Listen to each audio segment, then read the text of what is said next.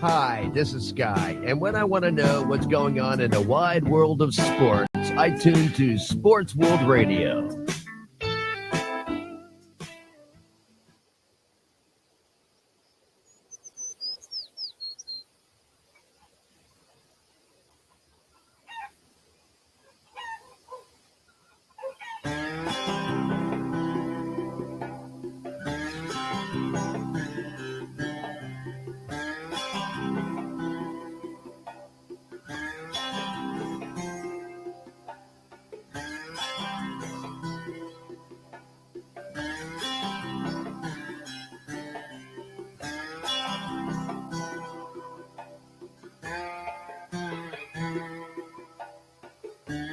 Mama, can you take me somewhere?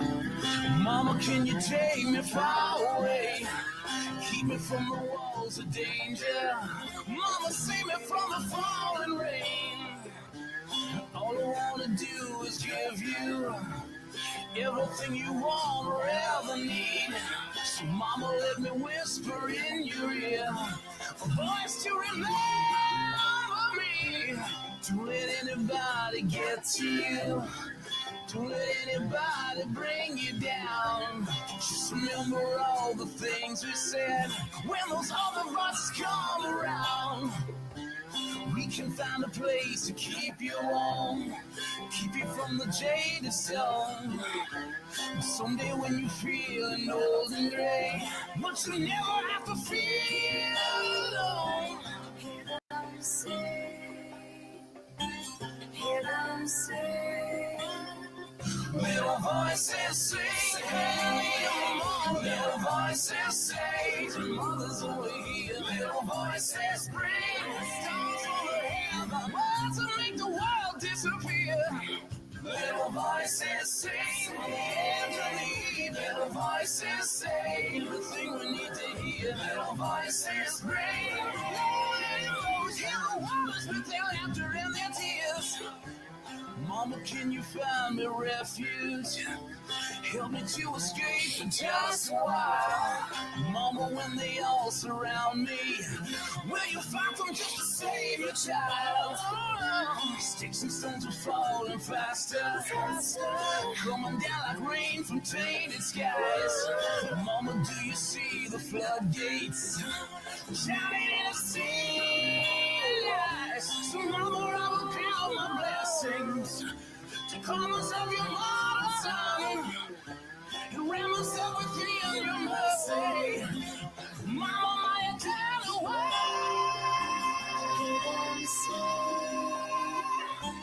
Hear them say,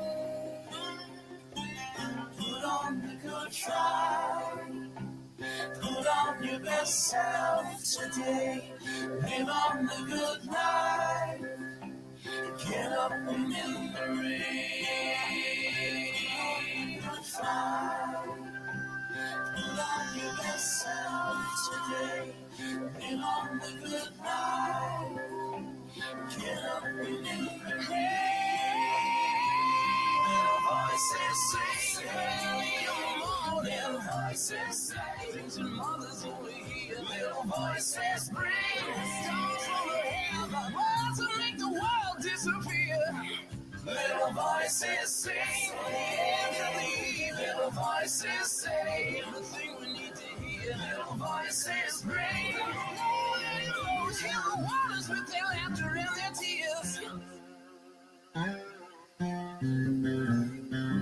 Sing, sing, little voices sing. Sing, sing, little voices sing. Sing, sing, little voices sing.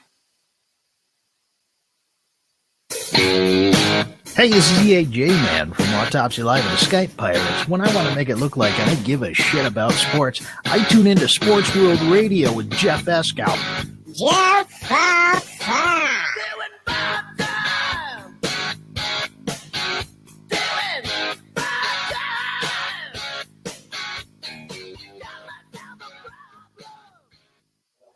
Looking for the inside track on everything sports? You've come to the right place. Welcome to Sports World Radio, the fastest 2 hours of sports talk on the internet with your hosts, Jeff Eskow and Elliot Big E Lamba.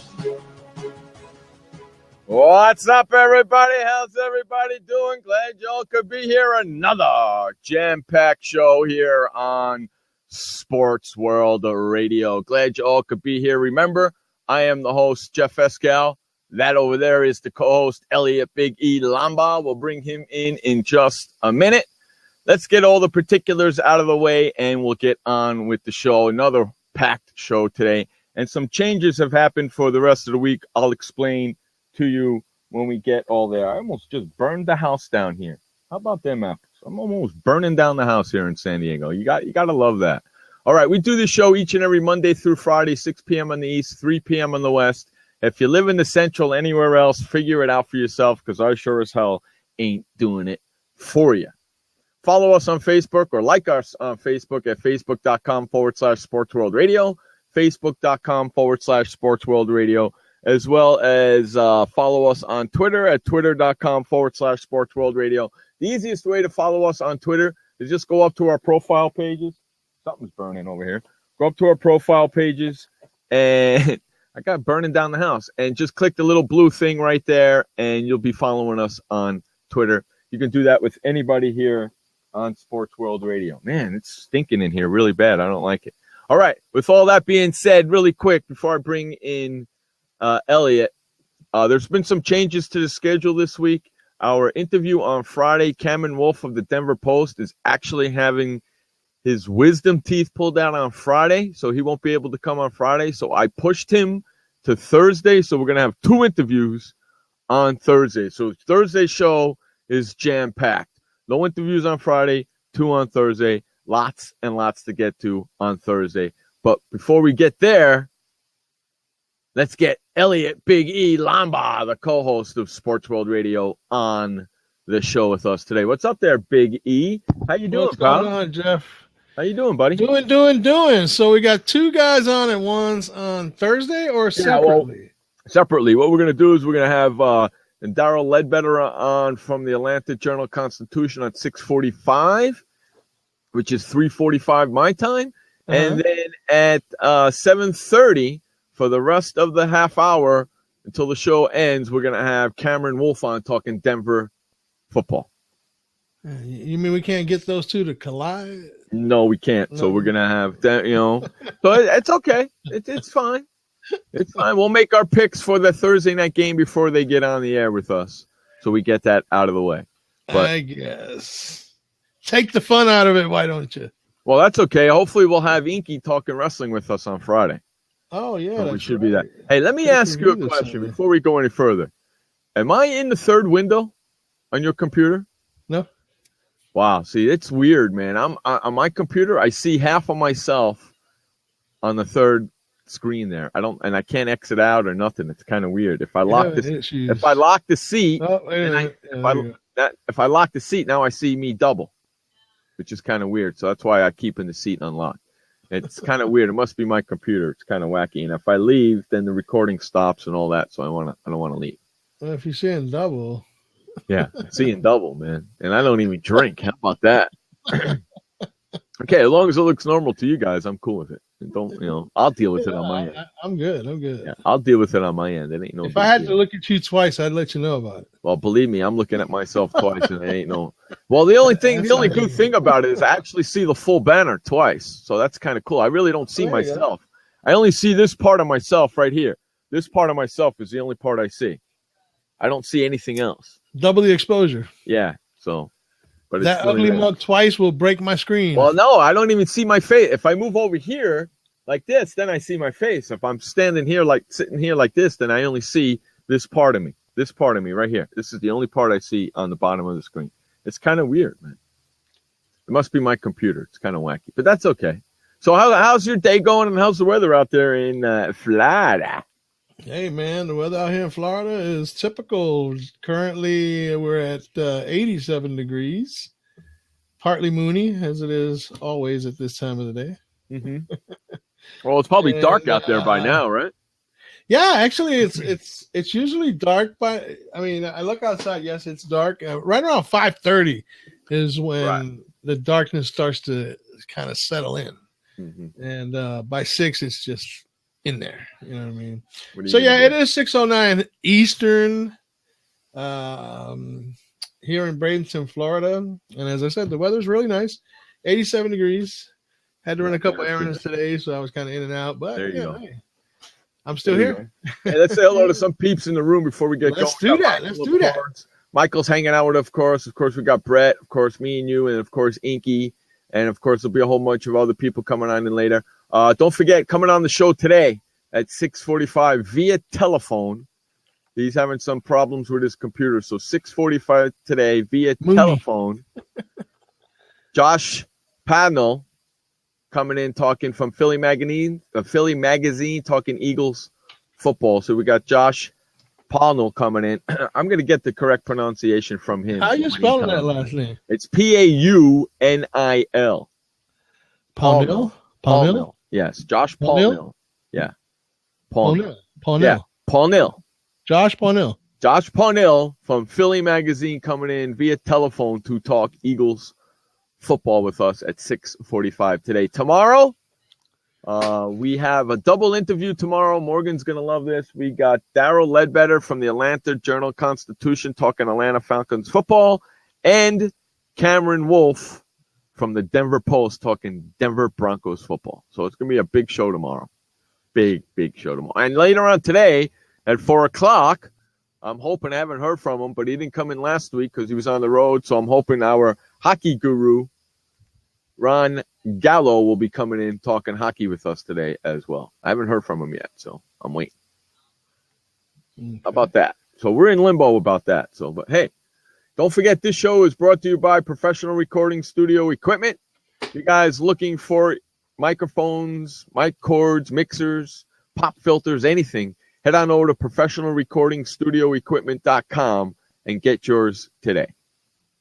All right, buddy, what do you say we get on with the first topic of the day, my friend? Okay, today, actually, we're going to start with a little NBA. Throwing us a curveball. I kind of like that. Yeah. After leading his team to the Western Conference Finals last year, but getting off to a rocky 4-7 start this year, the Houston Rockets have fired Kevin McHale. How about that? As their head coach. How about that? Which kind of sent ripples and shockwaves through the NBA landscape today. Yeah, and I don't think he deserved to go, to tell you the truth. No, as a matter of fact, Magic Johnson chimed in.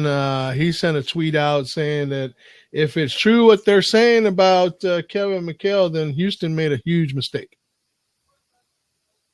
Correct. And I would have to agree. Yes. What are they, 12 games into the season? 11 games into the season. And they fired him already. Coming off of a Western Conference final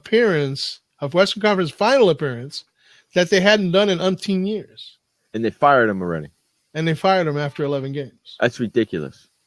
I mean, to me, that's has to come from the players. Something happened in that locker room that the players either, they probably revolted. They probably went to management and said, hey, we're not doing this or whatever.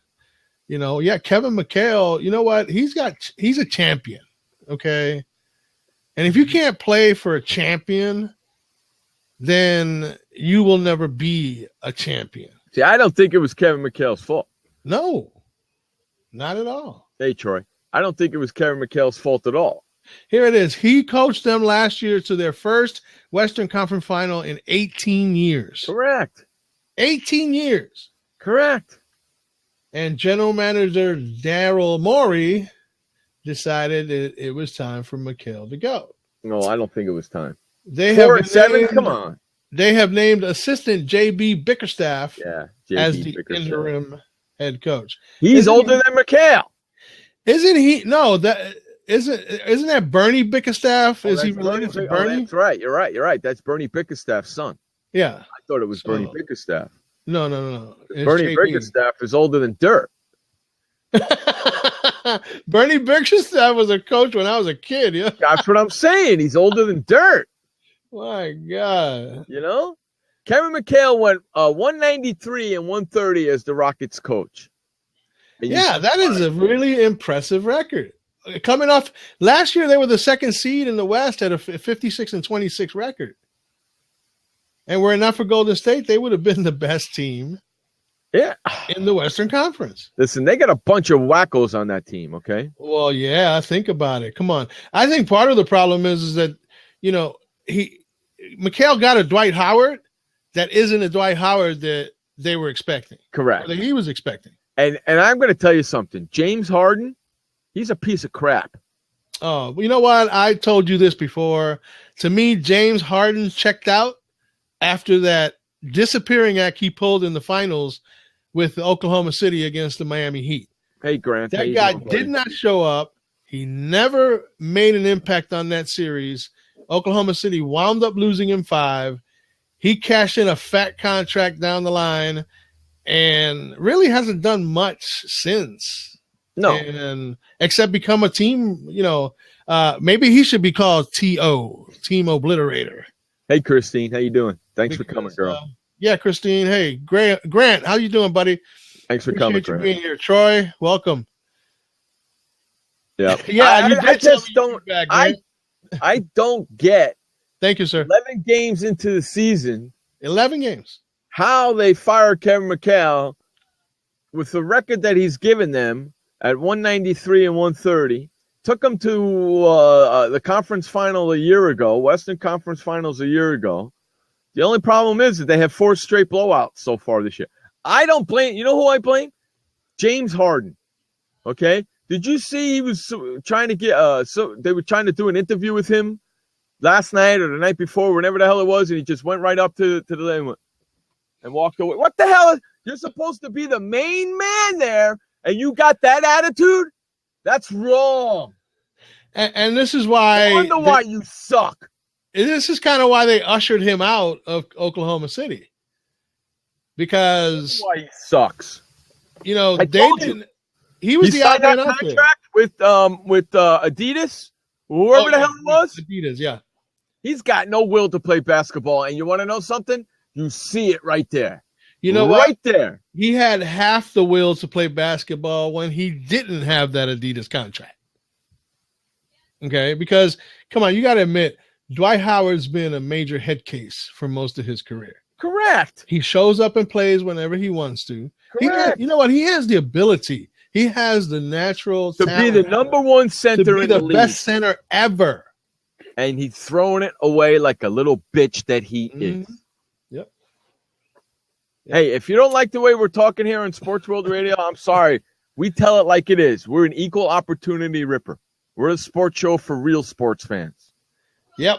We are not afraid to lay it out there. So if you're squeamish or weak in the heart, you know what I mean, you may want to turn away and go watch a vanilla show. Michael says, I quit liking him a long time ago. Dwight Howard, that is terrible. Yeah, he is terrible.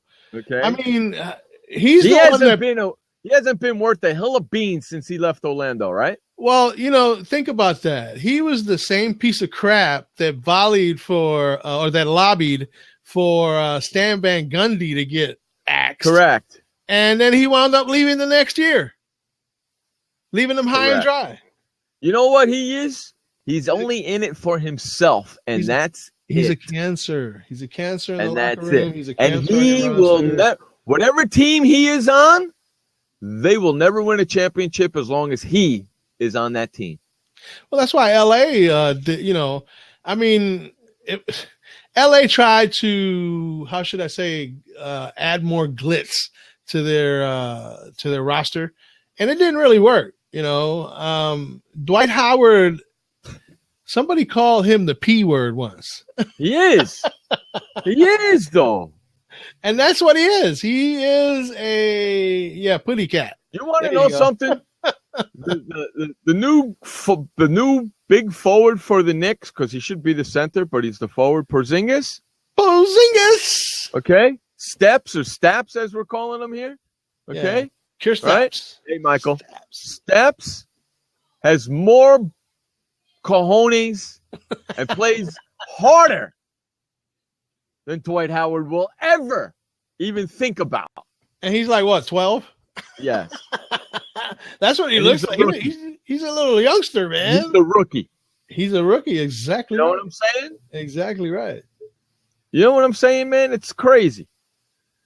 Yeah, it is. And I'm sorry, but when you have a resume the caliber of a Kevin McHale, you deserve more respect than that.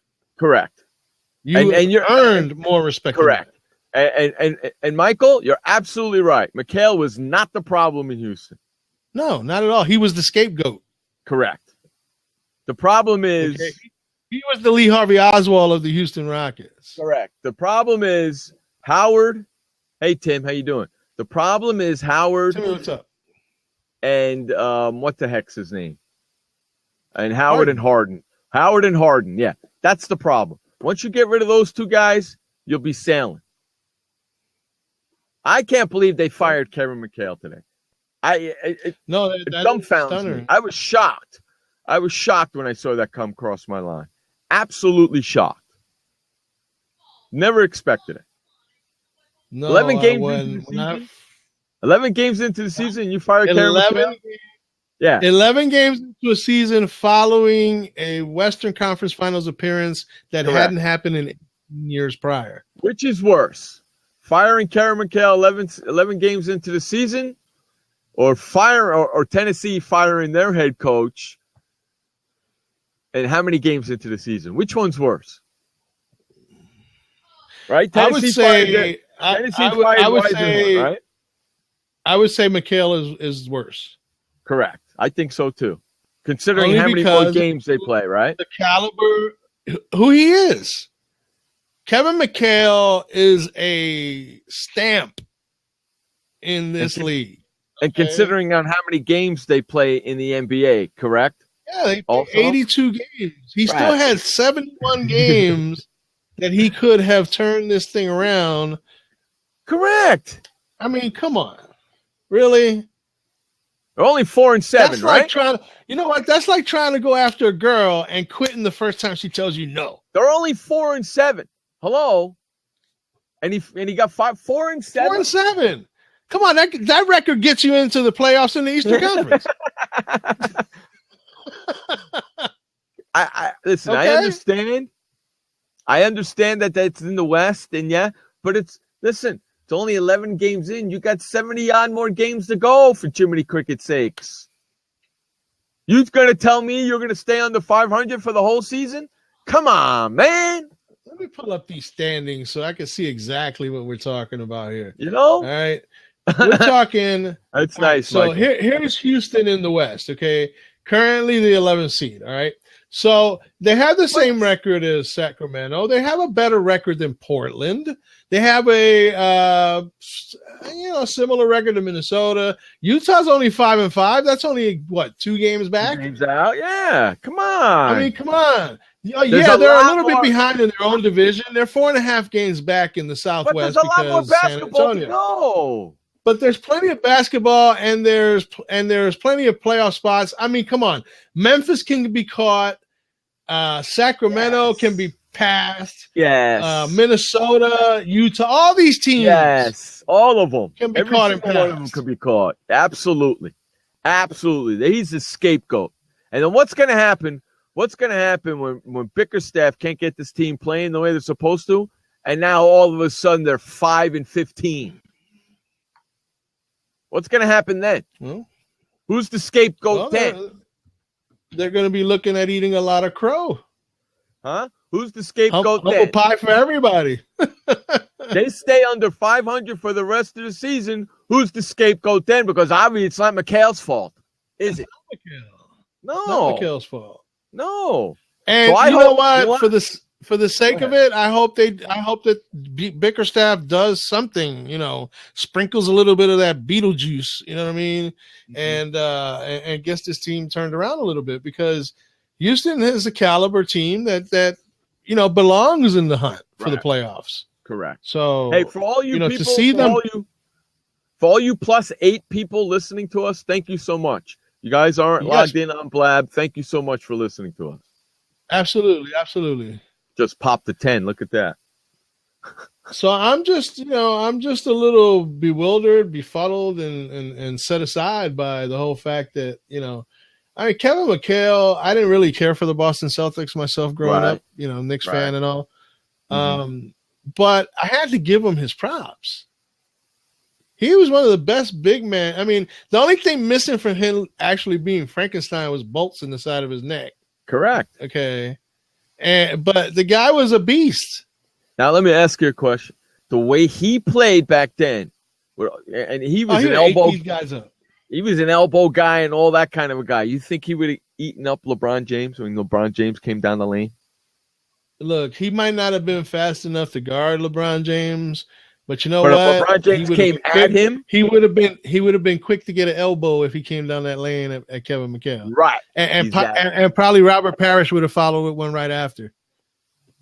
Yeah, it would have been hurt. It would have hurt. It would have hurt a lot. So, It would have hurt a lot. Again, Yeah, so I get tired of playing the same old what if game and I know. this era and that era because you know what? Everybody's going to always have an argument that says otherwise because this excuse, that excuse, so on and so forth. We all know what's up. There just ain't no answer to that kind of stuff. You like that GIF I got there? That's our special guest. What is that? Today? That's a GIF of our special guest. He sent me a picture. I made a GIF out of it really quick. Josh Paunil, right? Yeah, that's our guest for today. Coming in 6:45. He's coming on the phone lines. Right. Paunil. He's coming in on the phone line, so he sent me a picture to you so we could put it out there so people could see what he looks like. Right on. Okay. Let's see what else I dug up here in the end. I can't believe they fired Kevin McHale. It just shocks me. Yeah, no, it's terrible. Scapegoat. I mean, can you spell scapegoat? Yeah. Because that's what it was. MCHALE. Very good. Because okay. That's what he was. That particular move was terrible. That sure was, man. That's Scapegoat City right there. To quote the great Charles Barkley. Wow, look at that. We're up at 16 now. Yeah, all those the people plus listening. window. Yeah, thank you, all those plus window people. Thank you very much. Absolutely, you guys rock. Okay, it appears that Manu Ginobili of the San Antonio Spurs is going to be sidelined a couple of games with hip tightness. That's what happens when you get old. Yeah, I get hip tightness every single day. That's what happens when you get old. Hip tightness? What the hell is that all about? Sounds close to hepatitis, doesn't it? Hip tightness. That's just I don't know. I mean, man. I just thought it was pain in the hips. You know what I mean? Hip tightness. I'm glad I know now that I have something called hip tightness. That's what happens. My hips is tight. That's what happens when you play for like 20 years. Your hips get tight, man. You get hip tightness. Hips get tight. Hips don't lie, right? Yeah. Hips don't lie. Isn't that Shakira? Well, look what happened to Phil Jackson. That guy's had 2 hip replacements. Yeah. He's true. He's truly hip. He's truly hip, right? I bet you after Ginobili's career is over, he has at least 1 hip replacement. Watch. 1 hip replacement. At least 1. Okay. At least 1. Well, here we're going to switch gears really fast. Uh-oh. Before the guest, Josh Paunil, steps onto the stage. He's or coming in at 6:45, yeah. At least on the phone. Yeah, on the phone. Yeah, that's about 17 minutes from now? No, it's only 3:28 here. Yes, 28 and 17 is 45. Yeah, well, whatever. Yeah. Yeah, it's about 15 minutes. Well, I got about 12 minutes. We got I got about 12 minutes to get my stuff in. Yeah, we got the update too. So. All right, so Aaron Rodgers, shoulder, limited in practice. Yeah, like he's not going to play. Okay, whatever. Who's their backup? I mean, it's news. Who's their backup? Bart Starr. That guy that isn't as good as Tim Tebow. Bart Starr. Not. I'll tell you who it's not. It's not Flynn. We know that. No, we know it ain't Flynn. Flynn's Right. been gone, dude. Right. Flynn So is who's their gone. backup? Here, let me go check. Hang on. You got me running around in circles here. Yeah, that's okay. Yeah. Where's Brett when we need him? He'd be right in here with the backup stuff. Yeah, no doubt. Hey, Brett, who's the backup? Exactly. What's up with that, man? Hey, Christopher. Like, I'm supposed to care who the backup is for. He's getting it. Yeah, I'm sure he is. I'm going to let him find that and put that on there. Yeah, I'm sure you are. All right. There'll be a Appreciate lot that, easier. Brett. The Appreciate backup- that. Hey, see, That way I nobody, can keep see, the show problem going. is nobody knows because he's never played. That's the problem, Well, yeah. right? I mean, I'm seriously trying to think who the backup is here. Hey, Jamie, that's the problem. Nobody Jamie. knows because he's never played. Hey, Christopher, Brett Hundley? who the hell is that? Exactly. From UCLA? Who? Brett Hundley. Who? Look, Mr. Wise Owl. Exactly. Exactly. Say it again, and I'll say who again because nobody Who? knows who he is. Who? Exactly. Yeah, that damn Geico commercial. Brett Who? Hundley. You know damn well that he ain't playing. They're in a playoff push. Brett Hundley ain't playing for nothing unless Aaron Rodgers breaks his arm. Okay? You know that as well as I do. You know that as well as I do. It don't matter. You know what? I would try to argue, but it would be a waste of everybody's Because time. you know Aaron Rodgers is playing unless he's on his deathbed. Look, unless Aaron Rodgers is on a stretcher in an emergency room somewhere and he can't get to the field, Correct. okay? As a matter of fact, he might even throw touchdowns from his hospital. You'll never see Brett Hundley play. They'll send a robot out there and let Aaron remote control him from the hospital. You know? That's why nobody knows who the backup is because you'll never Brett see Hundley, huh? Right. He sounds like That's a like- baseball player. Who is Thad Lewis the backup for? Why does that name stick in my head? It's always sticking in your head. Why is that? What I don't is it know. with you and Thad? I think it's Thaddeus. Brett's fault. Thaddeus Lewis. Okay, I like the name Thad. I think it's Brett's fault, actually, because he put it up there. He told me one day. One day he put Thad Lewis up there, but I don't even remember what team it was. We were debating whether it was Cleveland, which we know it's not, and No, we I were debating think if it was St. Louis, which we know it's not. Correct. Oh, was it St. Louis? No. No, because Austin, what's his name, is the backup or Sean Hill, isn't he? Sean Hill, yeah, Sean Hill. Thad Lewis moves up in Eagles' line of quarterbacks. Thad Lewis is the backup So he was to Marco fourth string? Polo? So he's the backup to Marco Polo now? Oh, we're going to have to talk to Josh about this when he comes on. If that's What's the he- case. So if Mark Sanchez plays Marco Polo, then what does Thad Lewis play? Hide and seek? Who knows? So Thad Lewis. What's he going to do? Yes, Thad Lewis. Polo. Thad Lewis. Thad Lewis is the backup to Marco Polo. And all this is occurring because Sam That's Bradford. That's it, Brad. Thad Lewis will play Red Rover. More like Red Riding Hood. I like Red Rover. Red Rover, Red Rover, let the girl come over.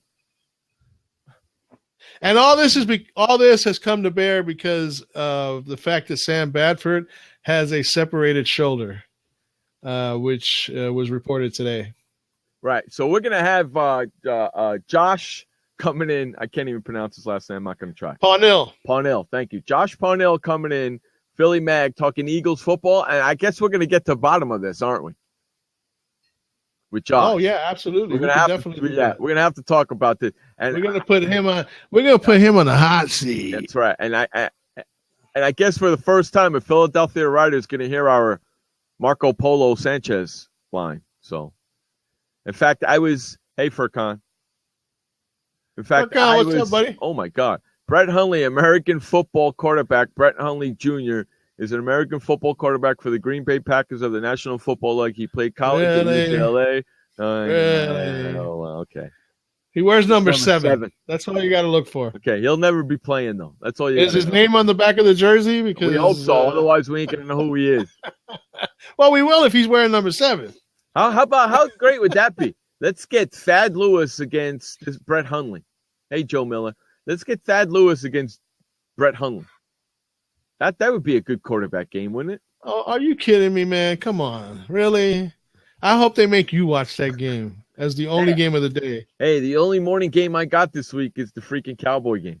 Exactly. I'm gonna watch Sue break Tony Romo's collarbone again. That's what I'm hoping happens. So I'm sorry, Cowboy fans. I just don't like Tony Romo and the Cowboys, so I'm hoping Sue lands on Romo wrong. It's funny because on Second Take today, Stephen A. says, "Watch Tony Romo come back and get injured with a sprained pinky." I was on Sports Chat earlier today with Zane and Tony Castilla, ex-football player for the Cowboys. Yeah, I want to get on there, but I keep forgetting. You want to remind me in the future? They do their show every day at 3:00. Every Wednesday at 3:00. Every Wednesday at 3:00. Is it 3 Eastern? 3 Eastern, yes. 3 Eastern. Yeah. I was on there today hanging out, talking with them, and I said the same thing to Tony. Because we picked that game, and I said, Tony, I'm worried about Sue landing on Romo wrong, and because he picked Miami. So then I turned around to him and I said, hey, Sue is going to land on Romo wrong, knock him out, and Castle's going to come in, and then who's going to beat up back up for Castle because they just got Whedon. They just got rid of Whedon. So when I said that to him, he turned around and says, okay, then I'm going with my Cowboys. So he picked the Cowboys. I talked him right into it. Right into it. Yeah, sprained pinky nail, Michael. I'm hoping Sue lands on Romo wrong and Romo breaks his collarbone again. That's what I'm hoping for. Wait a minute. Whoa. Slow down here. Michael, wait. You're saying that this Brett Hundley is already retired? Nah, Brett Hundley Sr. is already retired. This is Junior. Okay, right? I would imagine. Yeah. I mean, that's not the way Brett Hundley Sr., and then this is Brent Allen Hundley Jr. That's the quarterback for the who's a what's it. Okay, who might argue? Those guys. Hey, Mark, those guys, Okay, it appears that on the injury front, Adrian Peterson is also limited in practice with the Vikings. Yeah, okay, whatever. Who they playing this week? You don't believe none of these guys, do you? No. Who they playing this week? They're playing the Packers. Okay. Packers defense at home. At home in Minnesota. You know what's going to happen this weekend? I'm going to get Minnesota's going to crush them. I'm going to give you a sneak peek to Saturday night show. We do our NFL Pick'em show every Saturday night, 9 o'clock on the East, 6 o'clock on the West, right here on Blab, the Blab channel, and sportsworldradio.com. I'm going to give you a little preview. Adrian Peterson's going to run for no less than 150 yards against Green Bay, and they're going to beat Green Bay Packers. Watch. I agree, Michael. Being Rodgers' backup pretty much makes him retired. You're right. Okay, and Brett says Adrian Peterson has a hamstring. Well, we all have hamstrings. Yeah, but some of us need them more than others. Yeah, some of them get paid to keep them healthy. Oh, yeah. See, that's better, Brett. He has a bad one. See, now he has a bad hamstring. Really? Okay. It don't matter. He don't have to practice all week long. Hang on, then man. He can play on Sunday. You know what? That's pretty serious stuff right there, man. Oh, come on. He don't have to practice all week long. He's going to play on Sunday. He's going to run for 150 yards. Watch. You think? Yes, because Green Bay's defense stinks. Yes. Watch. Come on, man. Really? Yes. Their defense stinks. I don't know. And their offensive line sucks because they can't protect Rodgers. Rodgers is going to get sacked 4 times in this game. Watch. You think so? Mm-hmm.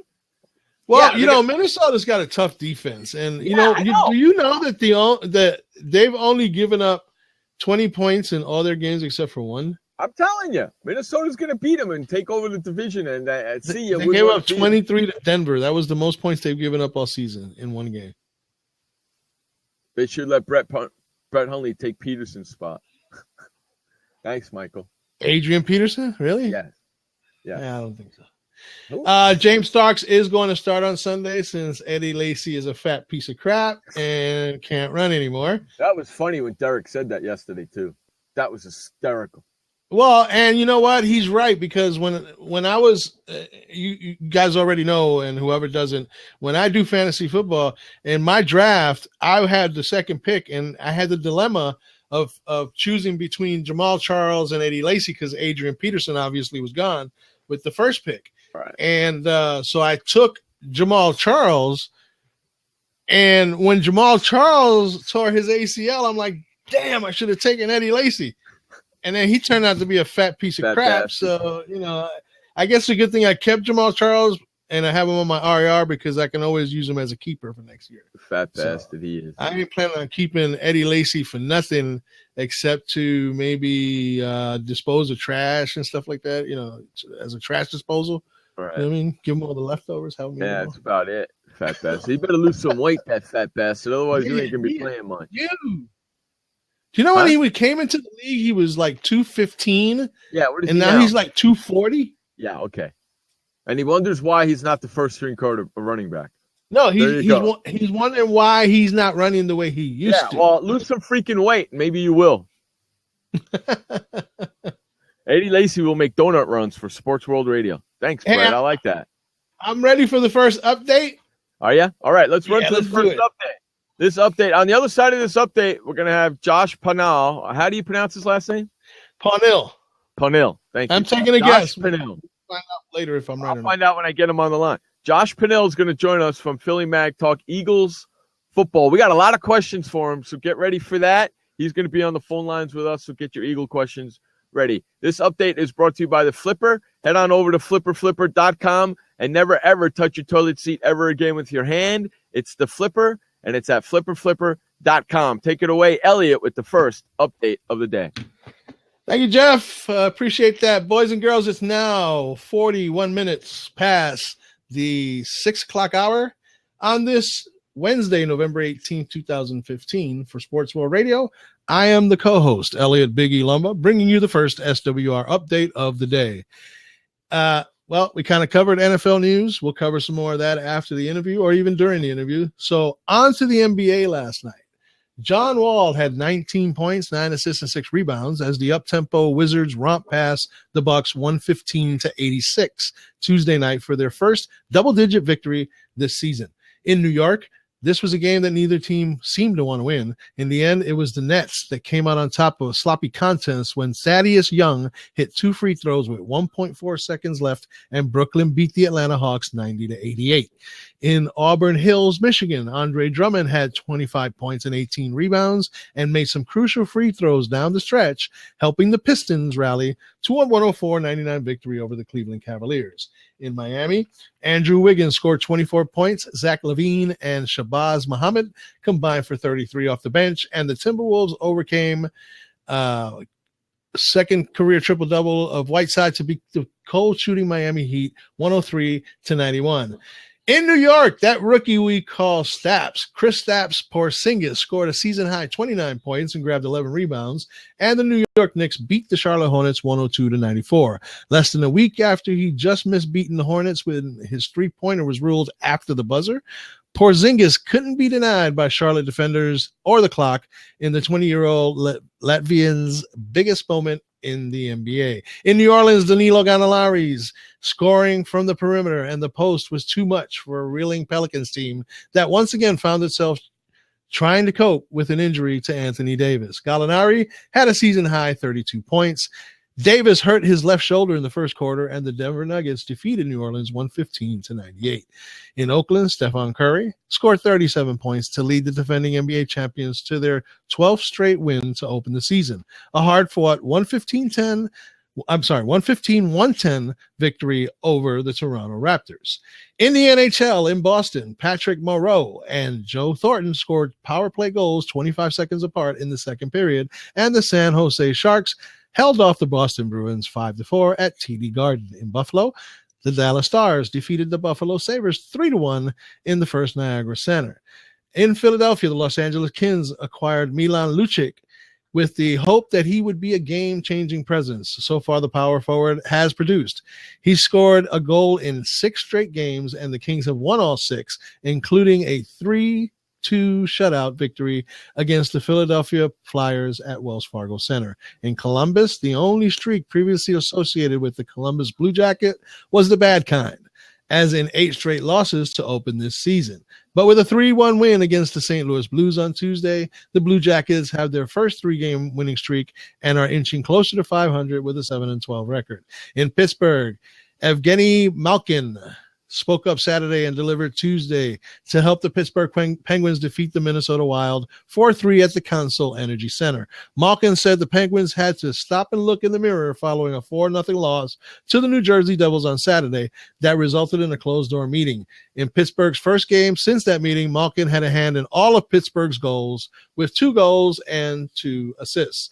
In Toronto, the Toronto Maple Leafs special teams were the difference in their 5-1 win against the Colorado Avalanche at Air Canada Center on Tuesday.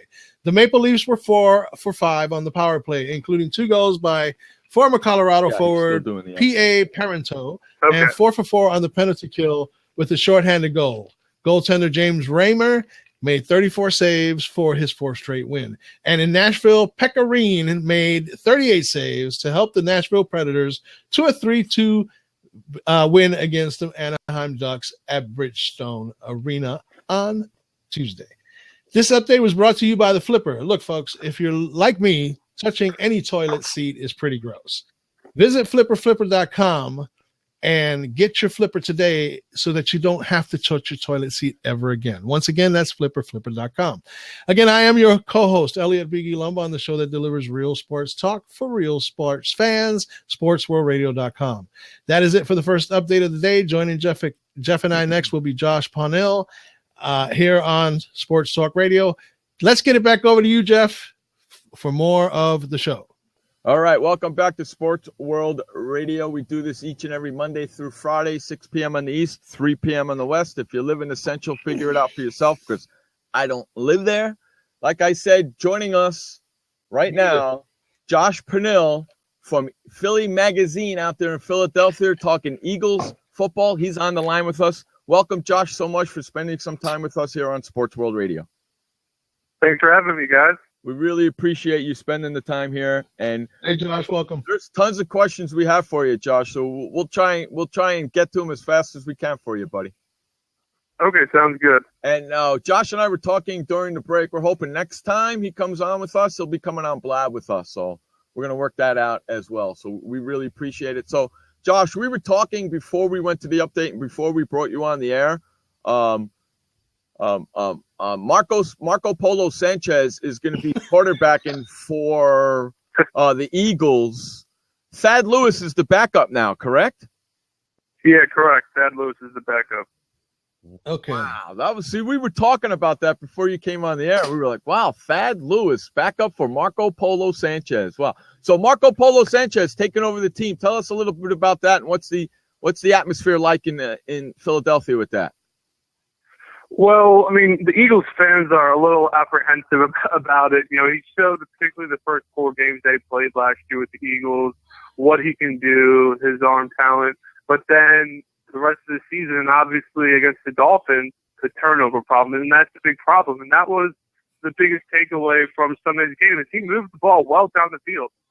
He really did a good job with Chip Kelly's tempo offense.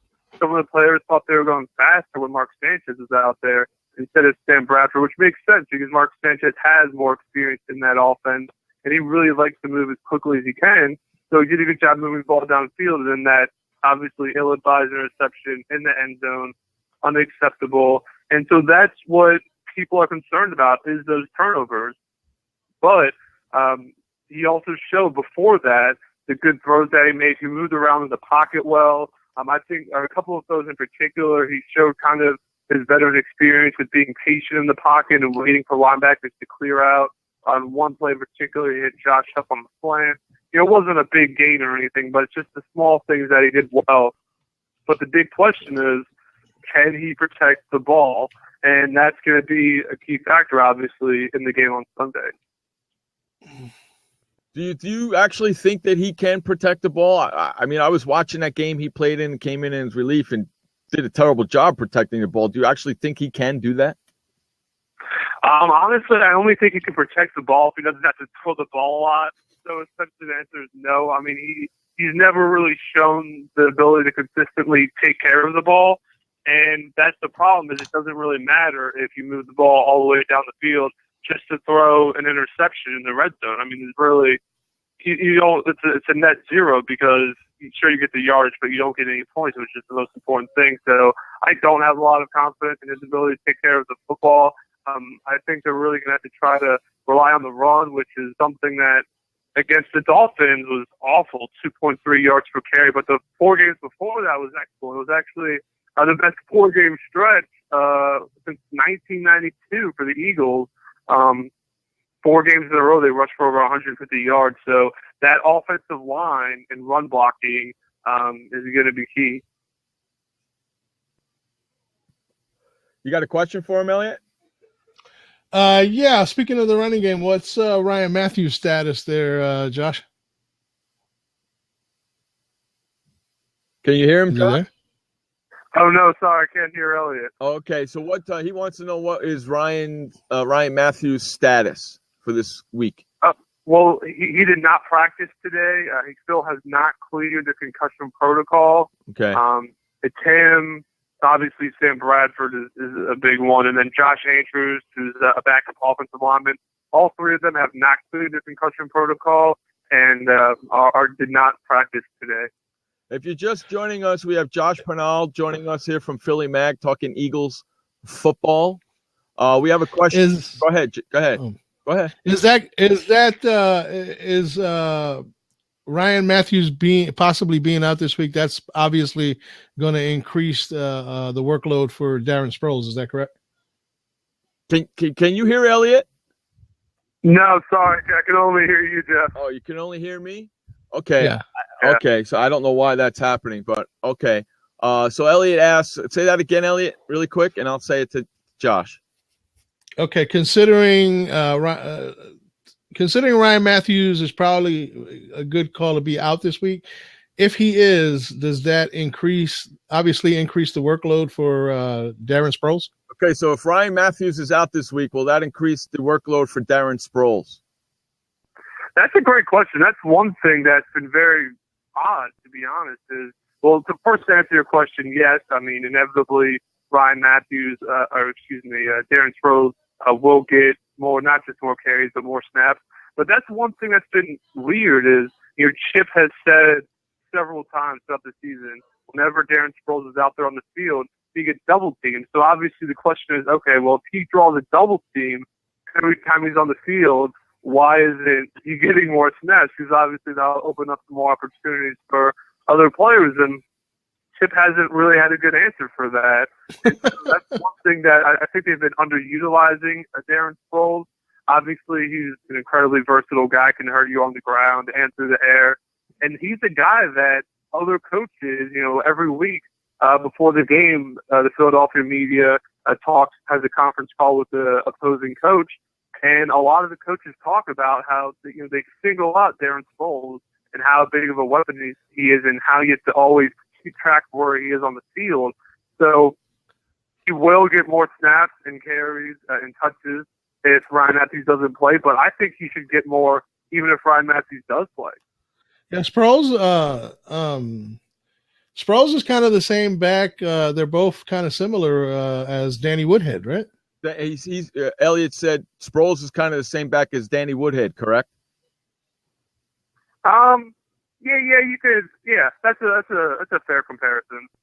Okay, so we have a question from one of our listeners in the chat. What is the buzz about Chip Kelly? Is it good or bad? Oh, it's certainly been bad, and it's mostly been because his first 2 seasons got the expectations for him so high.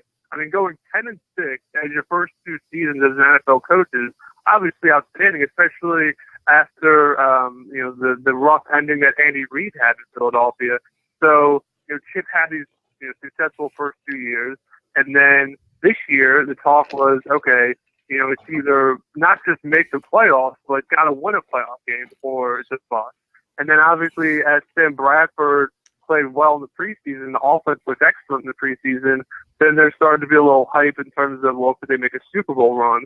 So I think expectations kind of got a little out of whack in Philadelphia. I'm not sure how many people outside of Eagles fans thought, they had a chance at making a Super Bowl run.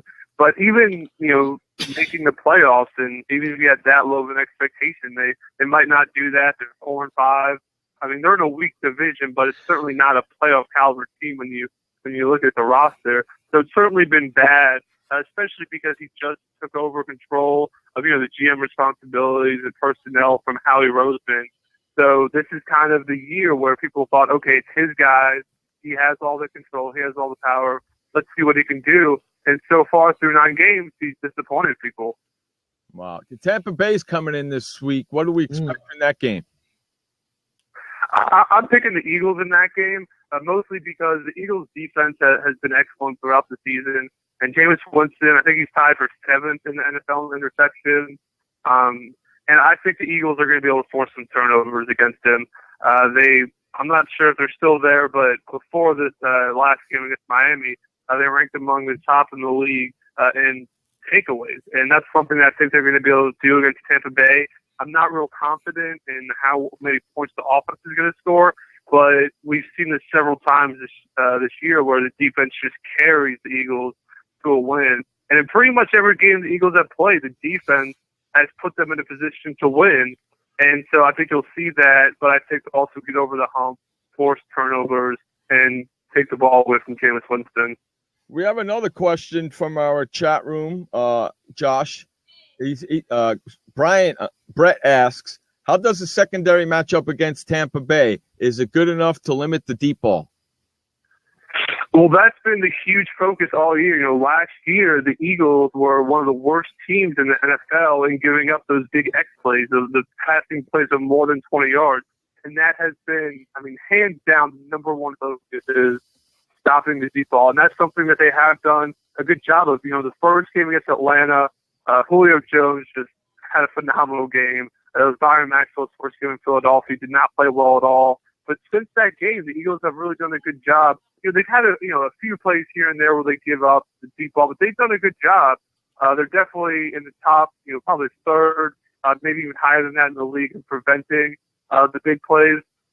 But Byron Maxwell, when he was first signed to a $63 million contract, people thought, why are you giving up so much money for him? And even with his performance now, it's fair to say they gave a little too much money to him, but he's improved over the season. At first, Nolan Carroll was actually the better cornerback. And obviously he's getting paid quite fewer money than Byron Maxwell. But Malcolm Jenkins has been excellent, and as not just at safety, but dropping down as a cornerback in the slot to cover the slot receiver. Chris Merrigos, he's had some problems with tackling. He's the third safety that comes in when Malcolm Jenkins comes down, but he has prevented people from getting over top of him. So it's going to be an interesting matchup because you're going to see a team that hasn't really given up the deep ball a ton this year. And I think they'll be able to continue that and really confuse Jameis, because when they beat the Giants, that's what they did a really good job of, was confusing Eli Manning and taking the ball away from him. And so that's why I think it'll be tough for Jameis to connect on those big plays with his receivers. Okay, so you got Tampa Bay playing this weekend with Philly. Marco Polo Sanchez does not have a good game. He throws a couple of interceptions. They're down big time. Does Thad Lewis come in the game? I'd be very surprised if Thad Lewis came in the game unless there was some type of injury to Mark Sanchez. I think the biggest thing is just the familiarity Mark Sanchez has in the offense. And if he really is playing that poorly where he throws 3 picks or something of that sort, you'll probably just see him kind of run more safe plays and run the ball more. But I'd be pretty surprised if you saw Thad Lewis as an in-game adjustment. Now, if for some reason Sam Bradford's concussion or separated shoulder affects him long-term and Mark Sanchez plays poorly for a sustained period of time, then possibly could see a switch, but not in the next 2 weeks. We have another question from Brett. If you're just joining us, we have you know what? I always screw it up, and I'm sorry for that, Josh. Don't worry about it. Don't worry about it. Philly Mags, talking Eagles football. How do they fave in the division? Can they take it, or will they struggle? I mean, they can absolutely take it, but it's less of the talent that they have and more just the struggles of the NFC East as a whole. I really thought that if Dallas could not even have to play well, if they could just win a few games without Tony Romo, and they were only maybe a game back, then when Tony Romo came back, I thought they would win the division just by virtue of having him healthy and Des Bryant. But they're, in my opinion, they're way too far out of it. The 2-7, lost 7 straight games. That's going to be a huge hole to climb out of. Washington is actually the wild card that I'm keeping my eye on. That's a team that you just historically don't have a lot of confidence in.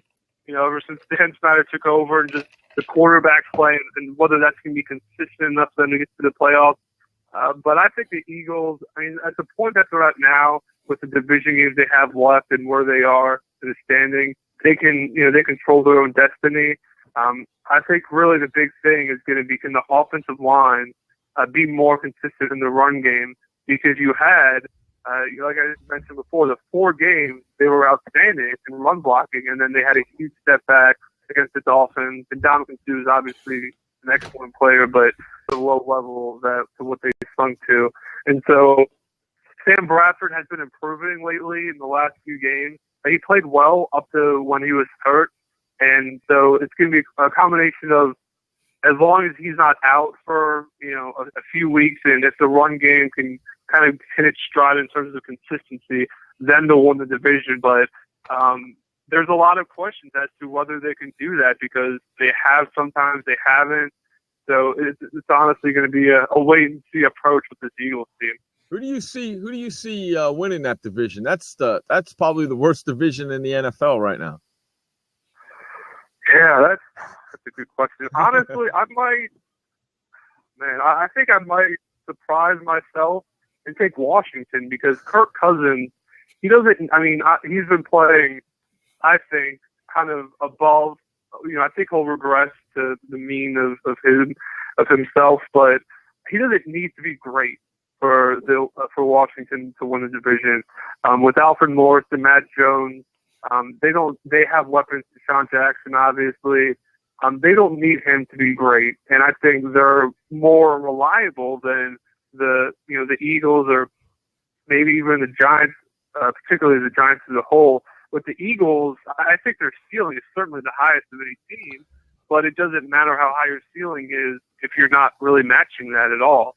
So I'm going to take Washington as my dark horse pick. Wow. My co-host, you should have seen his face. Good thing you're not on Blab right now. You should have seen his face. Wow. Because we're both New York Giant fans. Okay. Well, it's going to be, obviously, as you guys know, a tight race. Between Washington, New York, and Philadelphia, it's really going to come down to who can be the most consistent. And especially from what I saw, the Giants' defense, when they played Philadelphia, when they played the Saints, and a couple of other games, I just don't have confidence in their defense to not give up big plays and to prevent teams just kind of letting up the scoreboard. So that's my holdout with the Giants, is their defense and whether they can hold teams enough to let Eli Manning take care of things. Right. Hey, Josh, I want to thank you so much for joining us here on Sports World Radio. Before we let you go, I want to let you tell all our listeners and fans that are listening how they can follow you on Twitter and find you out there so they can keep following you. So why don't you tell all the fans? Oh, thanks. Well, my Twitter handle is Josh Paunil. My last name is spelled Paunil. And you can find my work at phillymag.com/Eagles. There you go. And hopefully next time we have you come on, we can get you on Blab. Yeah. Hopefully we can get that going next time. All right. Thank you so much. Appreciate it, Josh. We'll talk to you soon, Josh. Thank you so much. Thanks for having me, guys. I enjoyed it. There goes Josh Paunil of Philly Mag, talking Phillies football. How about them apples right there? I can't believe he said the Washington Redskins. Are you kidding me? You nearly had a heart attack, didn't you? Didn't you? Look at him. He's still freaking out over that. I'm at a freaking loss, dude. How about that? I mean, I've heard some outlandish, unbelievable, stuff before, but unbelievable. the Washington Redskins. Yeah, how about that? Hey, our hockey. Wait a second. Go ahead. Washington. Do they have a game coming up with Philly soon or something? I think he so. Needs to use some reverse psychology. I think so. Our hockey guru, Ron Gallo, is popping on in. Hockey guy. Look at him. He's joining us with a tie and everything. Look at him. He dressed up for our show today. I know. Probably just. I'm like, look at your guys' sets. You like it, right? Yeah, look at professional mics, the whole like 9 it. yards. Look at the banners going and everything, huh? That's wicked, you guys. Hey, we're rocking. I got tired of putting the banner on my TV, so we got banners made. Yeah. Hey, we're supporting Blab with the Blab logo right there. Yeah, you buddy. There. Look at you guys. You even got this down to an That's art. right, man. We know what we're doing. It's Sportsworldradio.com. Nice. That's right. Hey, Christina, thanks for coming on in. We'll catch you tomorrow. Thank you, girl. We just had Josh Paunil on from Philly Mag talking Phillies, Eagles, football. That was a lot of fun. If you guys missed that, you can check out the replay on Blab on sportsworldradio.com and on the Blab channel. Yeah, he kind of left me speechless at the end. Know. And joining us now is our hockey guru like he does each and every Wednesday here on Sports World Radio, talking hockey for our second hour of the show. And if you guys want to know hockey, Ron is the guy. He's the man. He's been with me for, 7 years, Ron? Yeah, I've lost count. I think it's 7 years. For 7 years doing this. That's right. He's come to every single platform I've been on. Hey, JD. Every single platform I've been on. And right now we're rocking out Blab, baby. That's right. We're rocking out. So what's going on in the hockey world, my friend, Ron? Got a question for you. What was your earnings in 2013, 2014? Because Gary Bettman got a raise, didn't he? Oh, my God. The guy made $9.6 million in the 2013-2014 season. For what? To be a pain in your ass. Okay. You got me on that one. On $9 million? 9.6. 9 million simoleons, yo. How do they have that much money to pay him when they're bitching and moaning about money all the time? You tell me. Does that make sense? Not at all.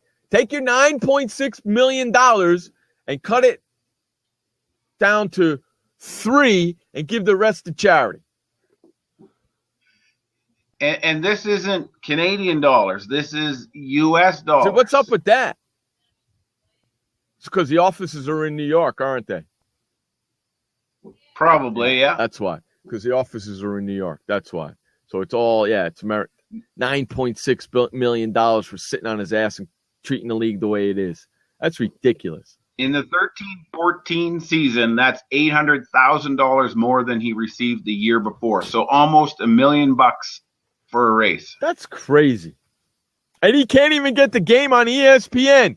That's a joke. That's a joke. Now, get this, though. And I mean, I'm only doing this for comparison's sake. Roger Goodell earned $44 million in 2012.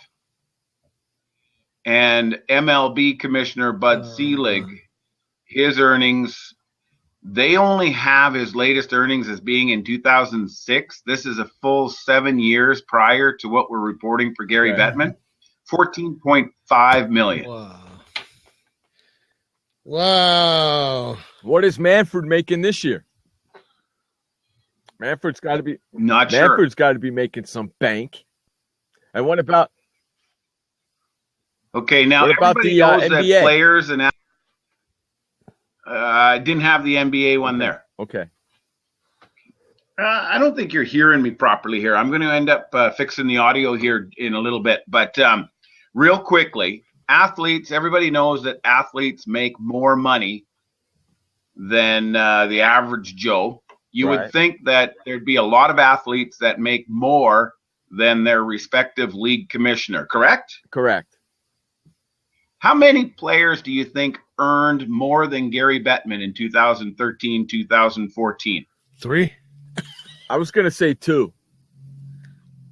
You don't think it's double digits? No, I was going to say 2, and I was going to name the 2.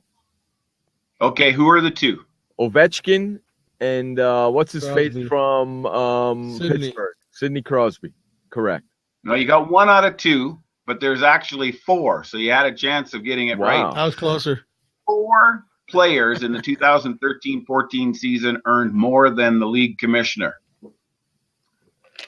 Believe it or not, Shea Weber was the highest. See, I at don't 14. I don't see a problem with players earning more than the commissioner. No, I mean, it's that's the way it should entertainment be. based, right? Right. Sidney Crosby came in second, probably a percentage or a point above Ryan Suter, who both are marked down for $12 million. And so is Zach Parise. Okay. Zach Parise, $12 million as well. Okay. That's a lot of freaking money to play hockey, too. Yeah. Now, these are just numbers that I'm throwing out there. But so you've got Gary Bettman. There's a total of 669 people employed during the 13-14 season in the NHL. Mm-hmm. We're familiar with some of those Okay. people. Bill Daly, for example, your vice president of hockey operations. But after that, really, the names are who? But here's the jump. Gary Bettman, $9.6 million. Okay. Bill Daly, his deputy commissioner, where do you think he would be? 3.6. 3.1. For me, that's a huge disparity. That's $6 million difference. Correct. $6.5 million difference. That's a lot of money. That's a lot of chump change there. Is Bettman writing his own checks? I'm sure somebody has to sign him. I'm sure he is. Somebody has to sign him, all I think he right. got a hold of the checkbook. That's what happened. But 6.5 difference between Wow. number 1 and number 2 as far as NHL executive paychecks. Okay. That's crazy. Seriously, though, I mean, when you look at it percentage-wise, does Gary Bettman deserve $9.6 million when Bill Daly's getting 3.1, when Colin Campbell's getting 1.6? Well, Manning's riding the bench and he's getting paid $32 million. He's only playing half a game. Yeah. So, listen, the commissioner, there's no way he deserves $9.6 million. There's no way Bettman deserves that. I don't even like the idea that Goodell is making whatever he made, Hey, $44 million. That's a lot of freaking money, man. Hey, Alex. Yeah. And that was a couple of years ago. So it's gone Right. up. Exactly. That's ridiculous. He's got to be close to making $50 million a year, that guy. The hell's he going to do with all that money?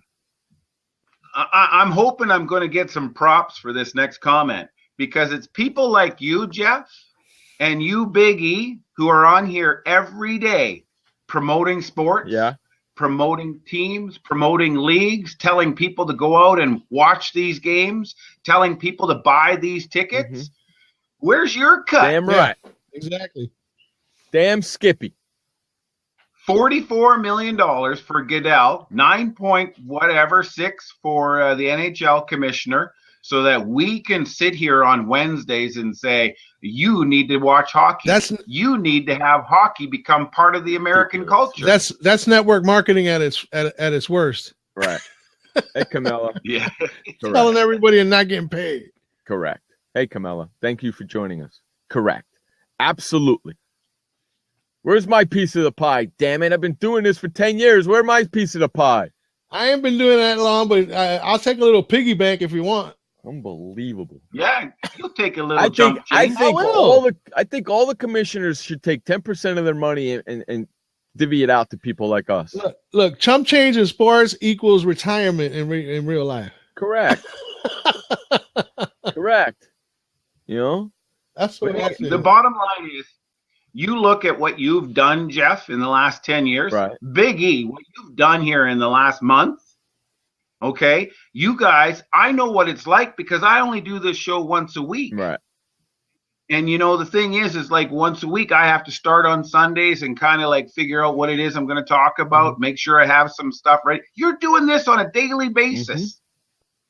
Bring it, bitches. Bring it. Exactly. Come on. Just bring I'm it. ready for you, man.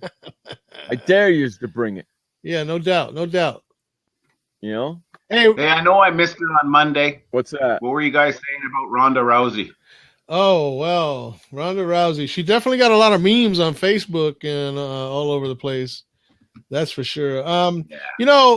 It's just a classic case of the hype getting to your head. And she started getting fat with the Hollywood roles and living the charmed life.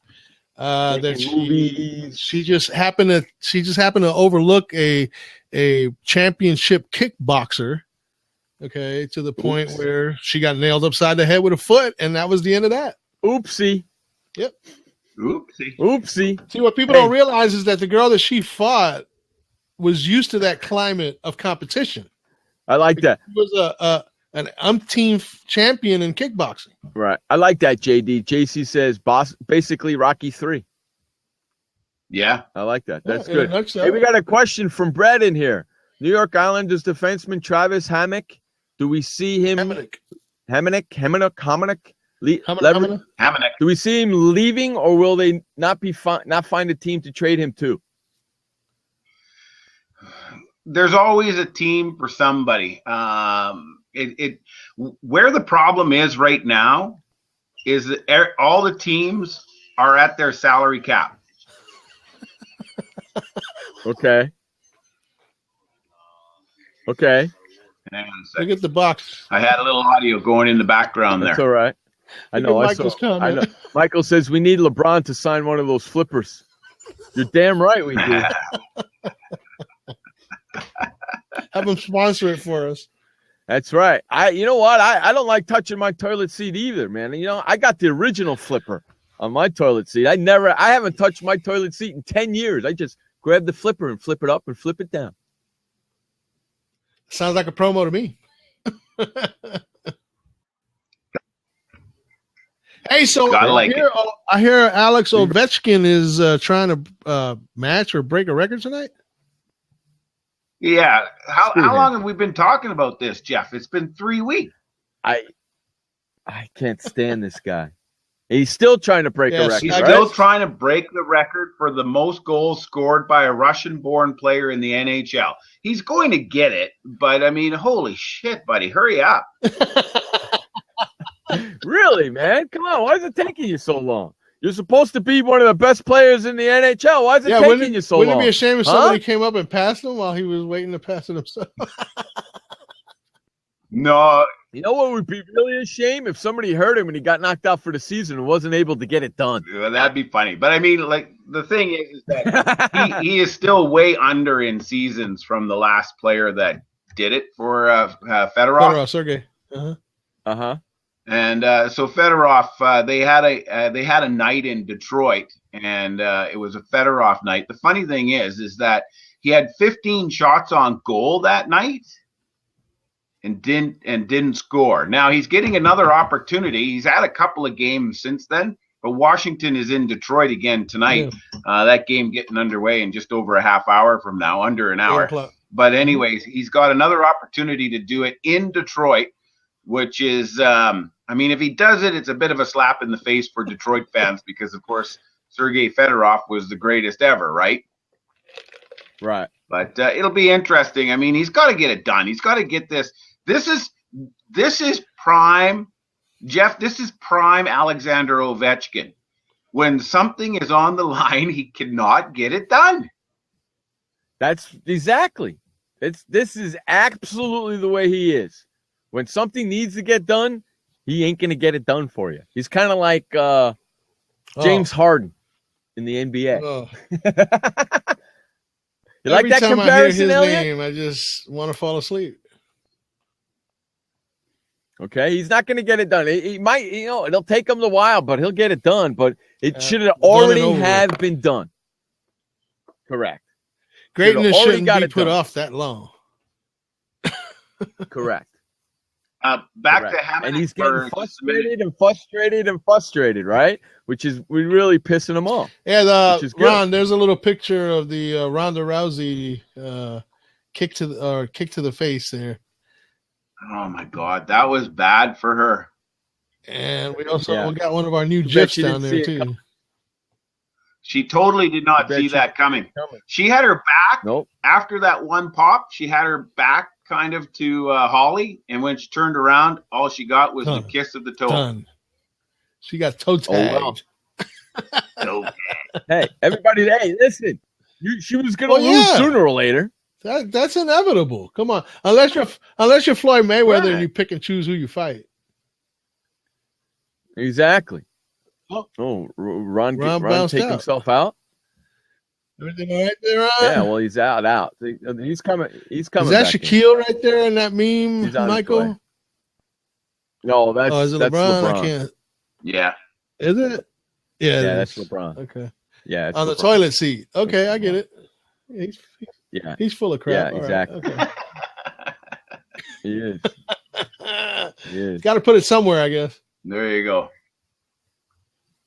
All right, so. Okay, so what else is going on? I know in we got hockey three. World, Obviously, we got 3 games tonight. Real quickly, back to Hamannik. You asked me. Yeah, I don't know. There he is. He's back. Can you hear me? We got you. Yeah, we got you. I think I'm coming through on the microphone on the actual laptop, so I apologize. I'll get this sorted out here a little bit later. Okay. Don't worry about it. Don't worry about it, Brian. But Hamannik has been asked to be traded. This is what was asked of me a little bit earlier. Can he be traded? The thing is that he's asking to be traded to a Western Canadian team. So that's Winnipeg, Calgary, Edmonton, Vancouver.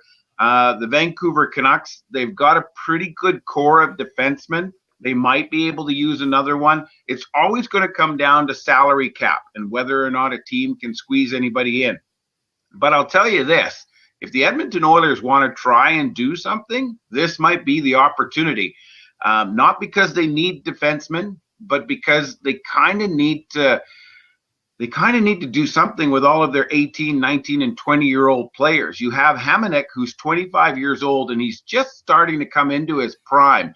They say that your prime in the NHL is just on the shy side of 28. So in the next 2 seasons, Hamannik will develop into a mature defenseman and maybe be one of the league's go-to blue liners. So there's definitely an opportunity for Hamannik to end up in Western Canada, which is his choice. The problem is going to be cap space and who do you move the other direction? Always. I mean, that's the bottom line. That's with a trade. Why does he want to go to a Western Canadian team? He's got family out west, and he's citing family concerns as his reason for wanting to leave the East Coast. Okay. Okay. You know, what are you going to say to that, right? Yeah. I mean, there's really nothing you can say to that. No, he's from out west, so why not, right? Now, Gar Snow is the general manager of the New York Islanders, and he has been talking to GMs. As you know, last week, the GMs all had their meetings in Chicago. And so he's had an opportunity to talk to just about every GM in the league. But he's not sure if there is something out there for him. Hamannik, go back to 2008 when he was selected by the New York Islanders in the second round of the draft. He has spent the last 6 seasons with the Islanders. He's not a big points guy. He's just tries to be a solid blue liner. He has 3 assists in 19 games this season and 18 goals and 114 points in 342 games, according to NHL stats. Wow. Holy Toledo. Okay. Yeah, I'm hearing an echo. Ron's playing around with his computer. I can see it in his glass. No. I was just flipping between screens. Are you getting an echo from me? Don't know where from. I don't know, but it's gone now. It's gone now. I don't know. Maybe it was just It's my his- own head. All right, so 3 games on the calendar tonight there, Ron. Vancouver at Winnipeg. What you got? Oh, God, 2 teams that just don't know how to win. Okay. They're both headed in the same direction, nowhere. Is that right? Vancouver had a Correct. 3-0 lead in the second period in Montreal the other night and lost. Oh, man. Winnipeg is the same thing. They just can't seem to win right now. Vancouver has 1 win in their last 6 games.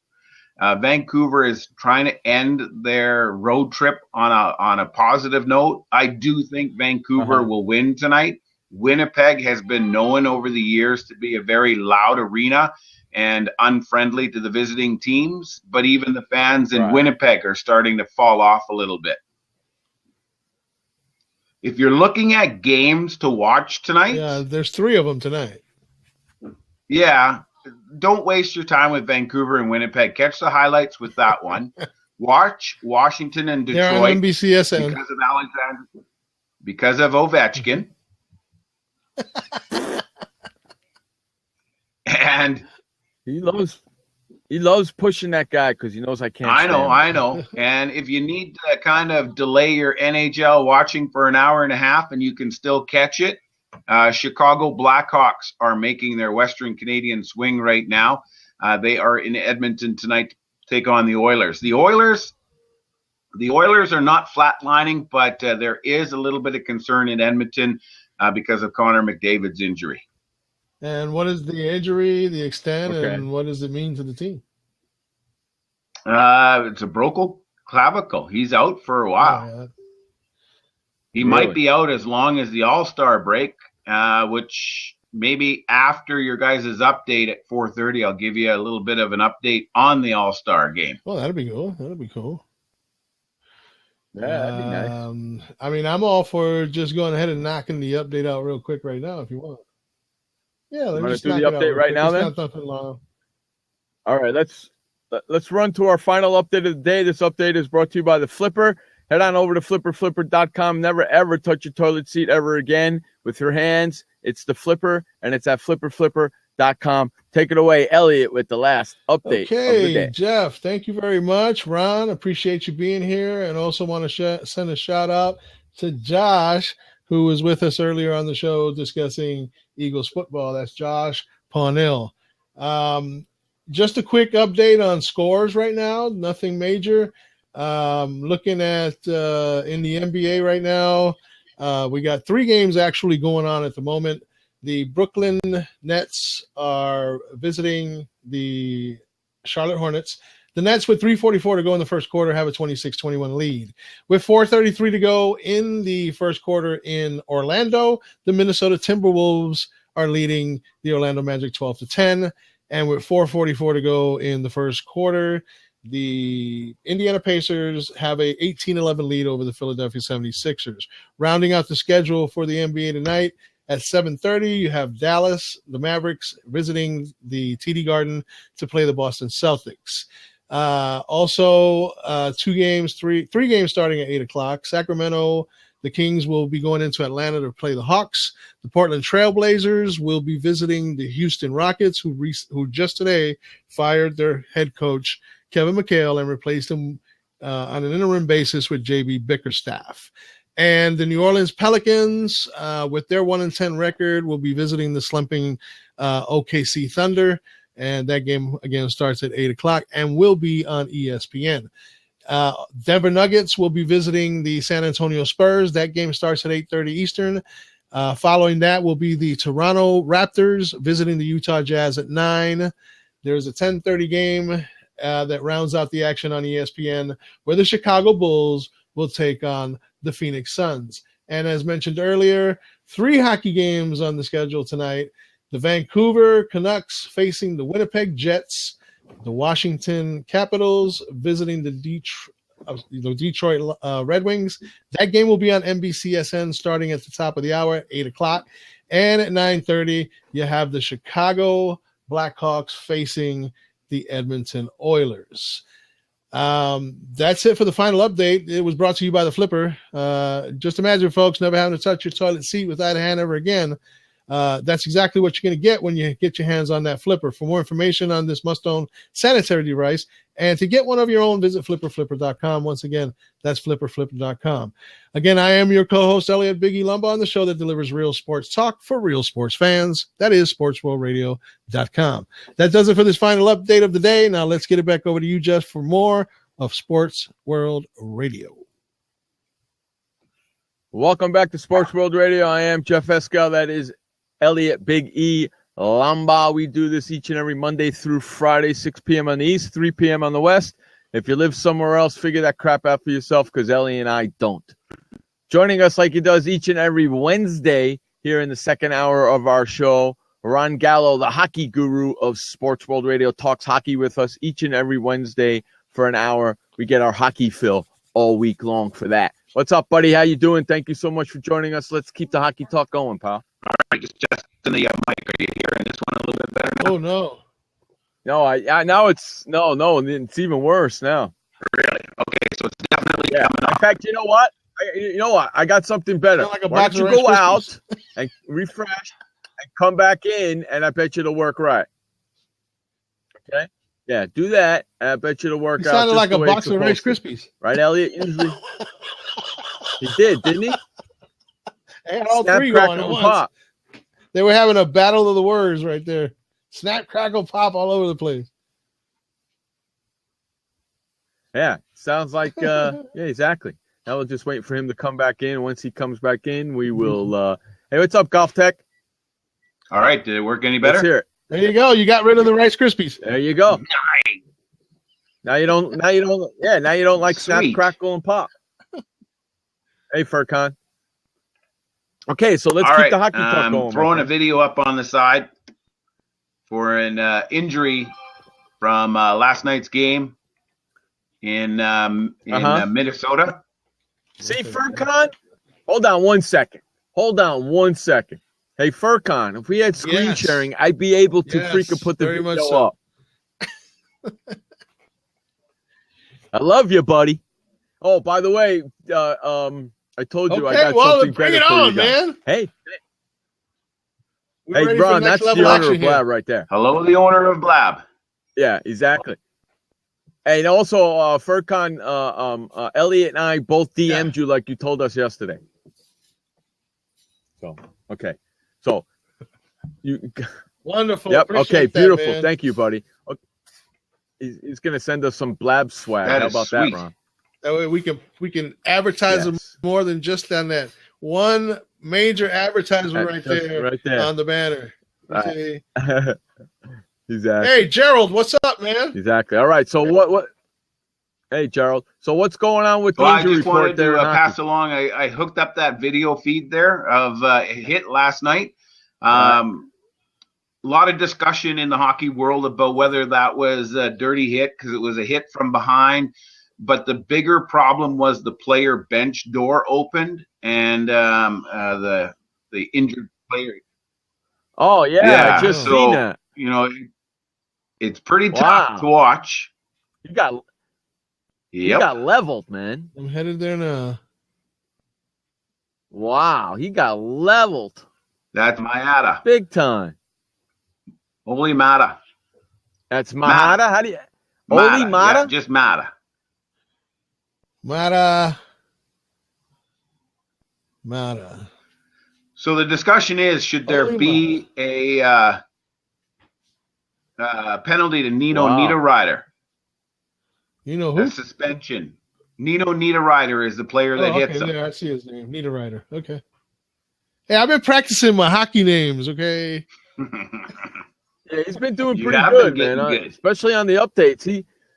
You know something? On a couple of days back, he was doing an update, and he was doing a hockey update, and he was whipping out those Russian names. I was like, what the hell is he doing, man? He's wailing them out. Speaking pretty another good. language. It's like he's been taking some lessons There from you Ron. go. I've been listening very intently, you know.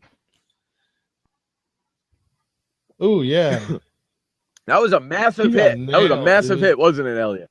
Oh, Got to figure out how to do the screen share in that open seat. Well, the only way you can do it is if I could do it, but I'll have to take my. You know what? With an I could anonymous actually do account. it. I just watch. No, I don't need no anonymous account. Watch this. You really want me to show you? I could do it if you really want me to. Okay, here you go. You see the screen? You see the video? Watch. See the video? I could show you the hit. Watch. It's coming. Played right there. Boom. The play continues on, and it's not until they realize when the puck is down at the other end that there's an injured player on the ice. Correct. Boom. There he is. Look at him. Wow. But what up, Gerald? How you doing? You know. Okay, there we go. That's enough. So the reason why this is a bad hit is because there's a player's conduct code. It's an unwritten code. You play to win the game. You play to hurt the opposition, but not to hurt them. You know what I mean? Like, you do want to hit them. You want to follow through with your hits. You want to make it tough for them. You want them to, be afraid when you're on the ice and all the rest of it. But there's a couple of things you don't do. And they've already fixed one because it was starting to get pretty bad news. And that is that you were starting to take players out along the player's bench and riding them into the glass. It was called riding them into the glass. Isn't it boarding? So, no, boarding is a little bit different. Okay. Boarding can happen anywhere on the ice, but riding into the glass, it's actually a legitimate hit. There's no penalty for it. It's just you stay with your player until he runs into the glass where the glass starts at the end of the bench. So what they've done in the NHL is they've taken that hard corner and they've softened it and they've made a round corner so that you can kind of bounce off of it and not get hurt. So now here's the next issue. And now the next issue is that it's starting to happen a little bit more often. And I've seen it a couple of times now. And that's where another player is purposely trying to hit a player who's either leaving the ice or skating by the open door of a player bench, whether it be their own bench or the opposition's bench. So if you got that door open, guess what? You're skating at some 70 odd kilometers an hour and you're going to hit this board that's about 8 inches wide and it's just sitting there because that's how wide the boards are and the door is open. So what's going to happen? You're just going to crash right into that. Of course you're going to get hurt. That's what happened to Mata last night. So the discussion, the immediate discussion is, does Nita ride? But I guarantee you keep an eye on this. And in upcoming governors' meetings, in upcoming rule changes, there's going to be an institution of a rule where you cannot have player conduct. And they're going to make like a trapezoid, or they're going to make a little protected area around the benches. And pretty soon it's going to be a penalty if you engage in contact in that area. It's player safety, right? Yep. Yeah, but turning the game. But that's because we've got to the point in the game, Jeff, where the actions of a few will dictate how the many will play. Right. And that's the problem, right? Who is Nita Ryder? I mean, you don't even have to be a hockey fan to realize that Nita Ryder is just not a big name. You don't hear his name very often. He doesn't surface in the. Why? Because he's not a top line player. He's more of a grinder. He's out there for a reason. His role is to be out there and to lay out bodies. So sometimes, whether it's on purpose or accidentally on purpose, they do try and make an impact when they have an opportunity. And here's an example of it. Takes away from a bigger highlight, though, Jeff. Correct. And I bet you it's going to take away from the flow of the game. Oh, yeah, without question. Last night's game there was a huge goal scored by Malkin. That should be on my list, and I can't see my video list right now. But he picked up the puck on his backhand behind his back, directed it through his legs, picked it up on the forehand, moved to the backhand, and scored in the top corner. Goaltender just could not follow the puck. There was so much movement on the puck. If you get a chance to see Malkin's highlight goal from last night, I I just found it. It is a thing of beauty and one that you got to the watch. Malkin goal between his legs or through the legs? Yeah, from last Yeah, in night. the back. Did you get a chance to see that? Yeah, I saw that on some highlights. Okay, for the benefit of those that are paying attention and playing along. Okay. There's the link to the video for Malkin's goal. Okay, I'm watching it right now. Oh, man, nice goal. Nice goal. Watch the highlights because they start focusing on Malkin. There was a camera that was on him. And like to pick it up, it's just it's insane. That is a highlight goal that you're not going to see more than once in a season. Yeah, he just took it right. It was way behind him, stole it, and then freaking wrist shot it right in the upper left. Over. Yep. Right? And watch the goaltender's eyes. Like his head position, he has no clue where that puck is. None. And the reason why is because of how Malkin picked it up from his backhand, through his legs, forehand, then backhand, and just shelved. That's an unbelievable goal. But unfortunately, like I'm saying, from last night's game between Pittsburgh and Minnesota, not enough people are talking about that goal. More of them are talking about that hit. And Mr. Michael D there, he mentions that aggressive cheap shots should end up in suspensions. Without question, accidentally on purpose doesn't matter. The door was open and you could see him. It's a behind the back, like he's checking from behind. So he knew what he was doing, whether he pleads ignorance or not. Correct. Kind of like Talib. Aqib Talib. What was it? Kaleem? Aqib Talib, yeah, Talib. who poked the guy's eye. Yeah, that schmuck who poked the guy's eyes out and said it was done by accident. Yeah, okay. What whatever. sport was In this? football, there was a game between Football. the Denver Broncos and the Indianapolis Colts last week. The Colts actually stopped Denver's undefeated streak for the season. And during the game, Dwayne Allen was locked into a heated discussion with Von Miller. And Aqib Talib came walking right over, walked right up and stuck two fingers right in Dwayne Allen's eyes, right through the face mask.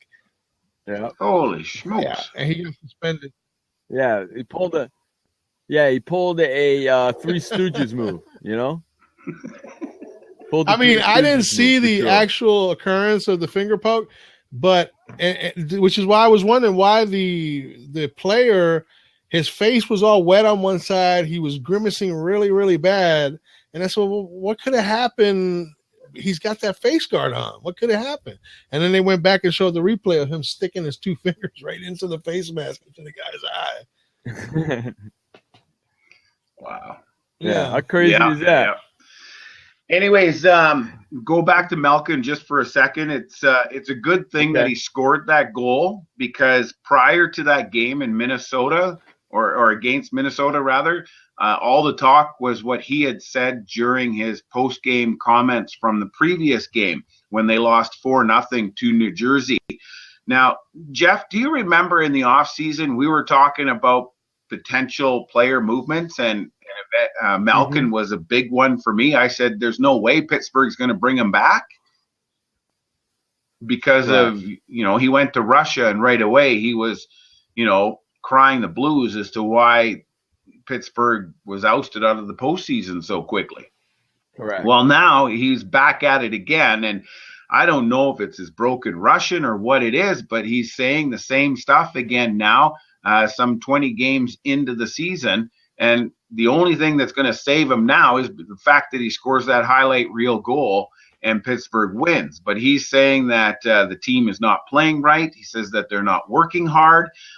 He says that he knows it's tough, but we're mad at each other. So he's hinting that there's problems in the dressing room. And he says we need to just stop, look in the mirror, and start working. We're not working.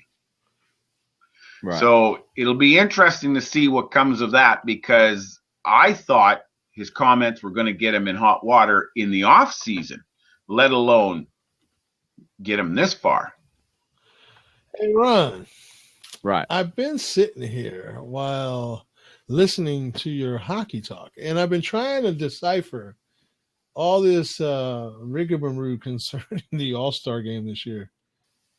Okay. It's kind of written in code as far as I'm concerned because I can't make heads or tails of it. No worries. So the NHL All-Star Game is going to have a new format this season. I promised you we'd talk a little bit about it. So right now, it's past the rumor and speculation part. It's probably still in its draft mode and still needs to be tweaked a little bit. But it does sound like they're going to have a mini 3-on-3 tournament to replace the traditional game for the 2016 event in January. Yeah, but again, like I said, I 3-on-3 tournament tells me that what they want to have is probably like 4 or maybe 8 teams of 3, and they'll play some kind of a round robin format. I certainly hope it doesn't come down to that.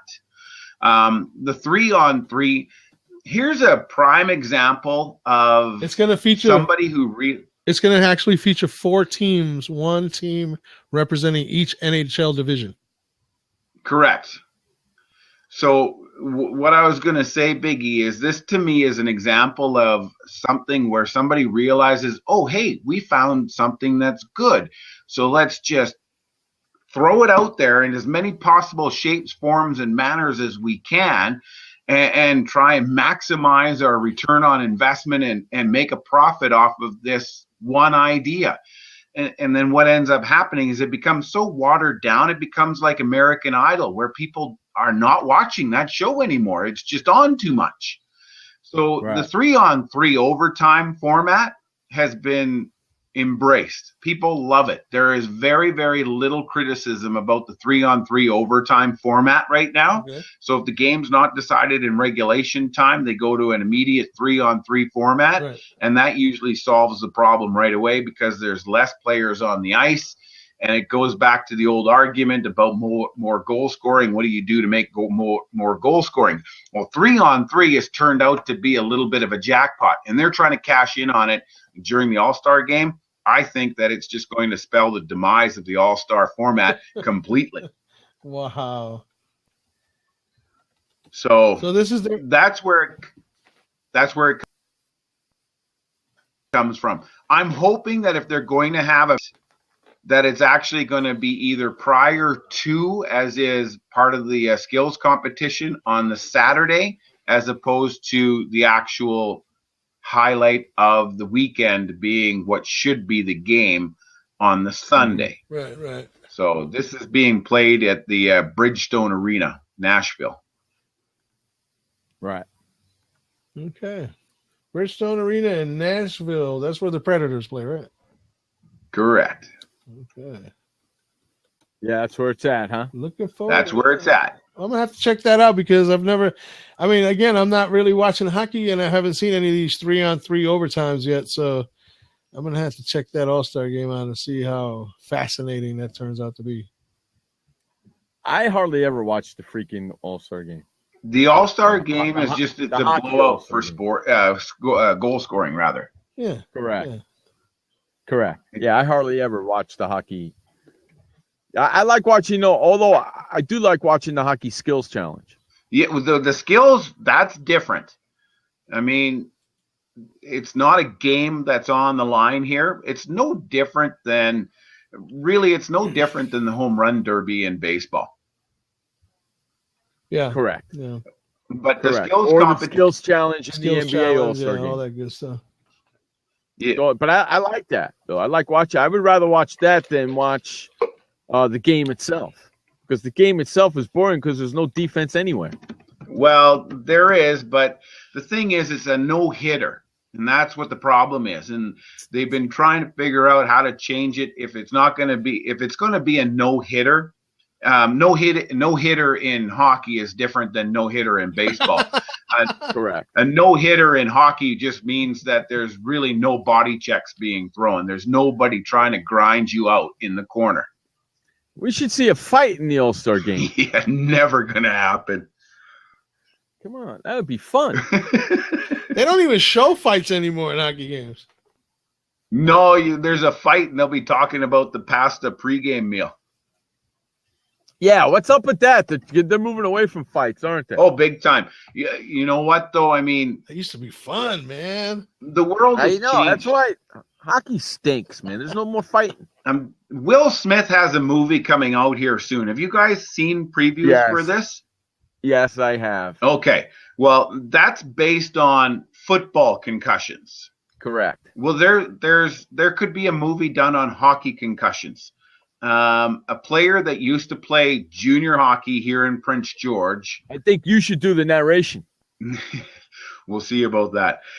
Big E's got a good voice too. He could do it. Well, thank you. I appreciate that. But anyways, Bugard is his name. He ends up playing in the NHL, and in the off season takes his own life. And he left behind a small little memoir. And what it was is he couldn't get the demons out of his head. Right. What it is, he took one too many shots to the head in fights, and the problems that concussions cause. I mean, yeah, it's pretty tough. So they do want to get rid of fighting in the game. Absolutely, they do. I'll give you a perfect example of that. Junior Seau. Yeah. There's a perfect example of it. All I got to do is say that one name, and everybody's like, yep. He had a great career, and he couldn't handle it after all the concussions, and he couldn't handle not playing football no more. Basically, is what it came down to. I think. And that's it's a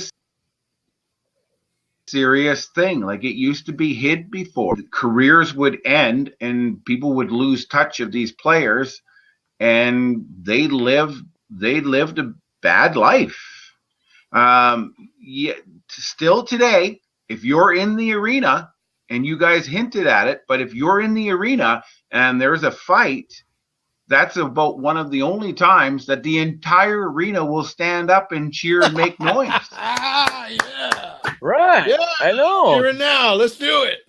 Right. Yeah. That's why I don't get why they're taking fights out of hockey. It's for player safety again. So what? They play in the game. They know what the hell's going on. They know that the fight's a part of the game. They know the risks, but you can't sign that away. There's too much studies now. I'm not anti-fighting.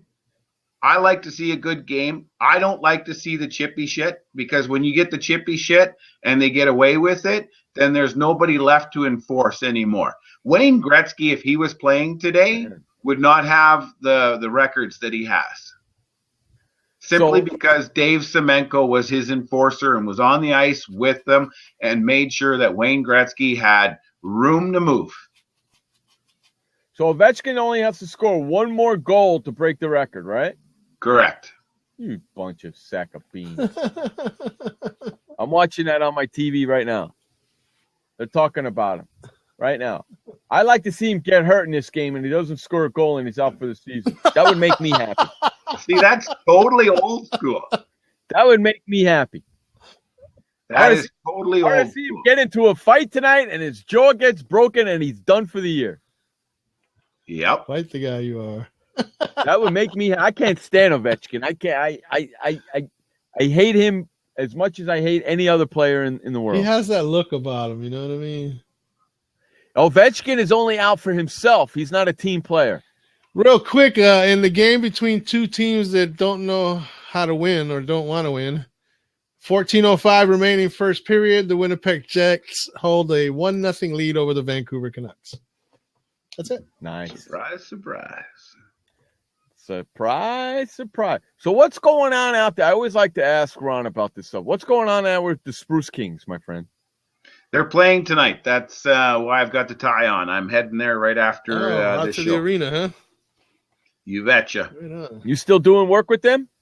I do. Tonight I'm just doing the PA and the music, so the in-house guy. Oh, you're the in-house guy. See, he used The to house be the play-by-play guy for them. Now house he's the house. Now he's moved. He's. I don't know if that's a move up or what, but now he's the house guy. Is that lateral or which way is that? What it is, it's more like scraping stuff off my plate. Oh, okay. Scraping So the I'm leftovers. Yeah, no, I'm getting rid of stuff off my plate. Okay, getting stuff. Okay, I got you. Smaller, just taking smaller bites. There you go. That's his way of staying in touch with the hockey world. Right? Yep. That's his way of staying in touch with the hockey world. How's the car business going? Not too bad. They're still out there trying to move some metal, as they say, even though the F-150 is aluminum. That's some funny stuff. So are you back with us Wednesday, even though it's the day before Thanksgiving for us? We've already had our Thanksgiving. Yeah, I know. We're doing the show anyway. Thanksgiving Eve. So we're the only day we're not doing a show next week, everybody, is Thursday. We're doing one Monday, Tuesday, Wednesday, and Friday and Saturday of next week. We're only taking Thanksgiving Day off. Here Wednesday. Okay, great. Yeah, planning on being here on Wednesday, and then I have to leave right after the show for a different event. Big E, you don't know this about me, but Jeff, you do. Last year when I rode from Vancouver to Seattle, it's a pretty big undertaking, and it's a pretty big team. And so we have our first meet and greet for the 2016 team on Wednesday the 25th. So, right on. You know what? When he says ride, he means a bicycle. That you pedal. Right. Wow, really? 250 kilometers. Yeah, yes. Vancouver to Seattle. Yes. 250 kilometers. I can't even ride down to the corner store. Big E. We'll maybe what we'll do is we'll pay attention to one of in the summer, June 25th. I'm doing what's called the Grand Fondo Badlands in Drumheller, Alberta. It's an area where lots of dinosaurs have been found. They call it the Badlands, but it's 100 miles on a pedal bike, and it's more like a race, buddy. Through Jurassic Park? Yeah. I'll be 52. I'll be 52 when I do this ride. You know what we got to do? We got to get him to come on, get his cell phone, get the freaking Blab app, and jump on his phone and jump on the show while he's doing the ride. GoPro. There you go. GoPro. Have him strap a GoPro to his head. Yeah, then we can show it. Then we can show it on the show when Furkan Nice. that thing going that he's talking about. We're waiting on that too. Hey, you know what? We're gonna get the flock out of here a little bit early today. It's only 5-minute difference.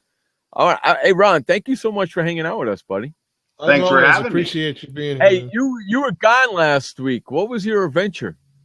I was just driving back from Vancouver. Driving. Boy, you were with the Spruce Kings? Did we lose him? No business.